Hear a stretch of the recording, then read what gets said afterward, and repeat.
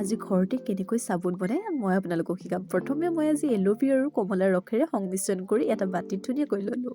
তাৰপিছত মই সৰু সৰু টুকুৰাকৈ চাবোনসমূহ বনাবৰ কাৰণে 24 টুকুৰা কাটি ল'লোঁ ধুনীয়াকৈ প্লেটত। আৰু কাটি হোৱাৰ পিছত কাৰণ এইখিনি আপোনালোকে মন কৰিব, যিহেতু এই 24 নহ'লে কিন্তু চাবোন বনাব নোৱাৰি, সেইকাৰণে আপোনালোকে এই 24সমূহ বিভিন্ন ধৰণৰ ফ্লিপকাৰ্ট, এমাজন, মিছো সকলোতে পাব।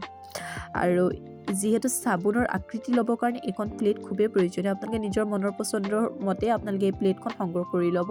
তাৰপিছত সৰু সৰু যে টুকুৰা 24বোৰ এনেকৈ চচপেনত আপোনালোকে সংগ্ৰহ কৰি ল'ব।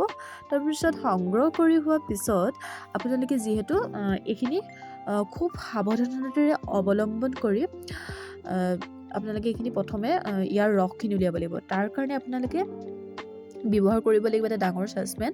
তাত পানীখিনি আপোনালোকে উতলাই ল'ব। তাতে এই যে মই সংগ্ৰহ কৰি থোৱা চচপেনটো, তাতে মই সেই গৰম ভাপতে মই ইয়াৰ পৰা এটা খুব বেছি মটীয়া ৰং অৰ্থাৎ মেৰুন কালাৰৰ এটা ৰস আপোনালোকে উলিয়াম। আৰু সেই ৰসখিনিৰে অপেক্ষা কৰিব লাগিব। আৰু সেই অপেক্ষাৰ কাৰণে আমি খুব বেছি সাৱধানতাৰে অৱলম্বন কৰি আমি চামুচেৰে লৰাই থাকিব লাগিব। যিহেতু ইয়াত লাগি ধৰে, খুব সাৱধানতাৰে কৰিব লাগে আৰু সতৰ্কতাৰে, কাৰণ ইয়াৰ ভিতৰত যদি পানী সোমাই যায় তেতিয়া কিন্তু চাবোনডোখৰ ঢিলা হ'ব। আৰু সেইকাৰণে মানে খন্তেকৰ মূৰতে লৰাই থাকিব লগা হয়। তাৰপিছত আপোনালোকে যেতিয়া ইয়াৰ ৰসটো ওলাব, তেতিয়ালৈ আপোনালোকে সেই যে সংগ্ৰহ কৰি থোৱা সংমিশ্ৰণেৰে সেই ৰসখিনি আপোনালোকে সেই উতলি থকা অৱস্থাতে ঢালি দিব। মই যিহেতু ভিডিঅ'টো কৰা নহ'ল আৰু ইয়াত সংমিশ্ৰণখিনি ধুনীয়াকৈ গুলি আপোনালোকে লগালগে সেই প্লেটখনত দিব লাগিব। আৰু যদি আপোনালোকে ব্যৱহাৰ কৰিব বিচাৰে চিৰাম, তেতিয়াহ'লে আপোনালোকে এইটো ব্যৱহাৰ কৰিব পাৰে। তেতিয়া ভাল এটা গোন্ধ ওলায়। যিহেতু যিসকলে একেবাৰে যদি কেমিকেল ইউজ কৰিব নিবিচাৰে, তেতিয়াহ'লে আপোনালোকে ইউজ নকৰিলেও হ'ব। মই যিহেতু গোন্ধটোৰ কাৰণে ইউজ কৰিলোঁ। তাৰপিছত ধুনীয়াকৈ সংমিশ্ৰণ কৰি বৰ ধুনীয়া গোন্ধটো ওলাইছে বাৰু। সংমিশ্ৰণ কৰি মই এই প্লেটখনত ধুনীয়াকৈ ঢালি দিলোঁ। তাৰপিছত ঢালি দিয়াৰ পাছত মই ফ্ৰিজত নাৰাখিলোঁ, যিহেতু ৰাতিয়ে হ'ল।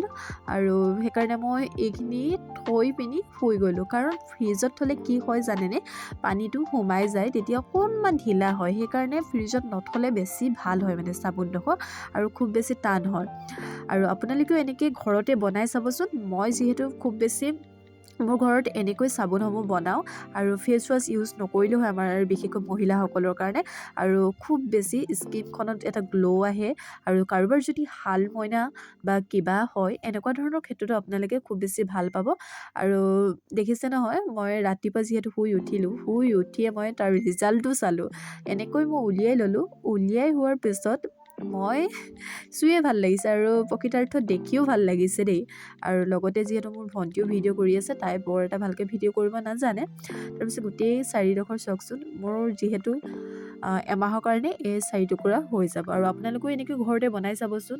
আৰু যিহেতু ঘৰতে বনোৱা সকলো বস্তু আমাৰ কাৰণে যিহেতু উপযোগী।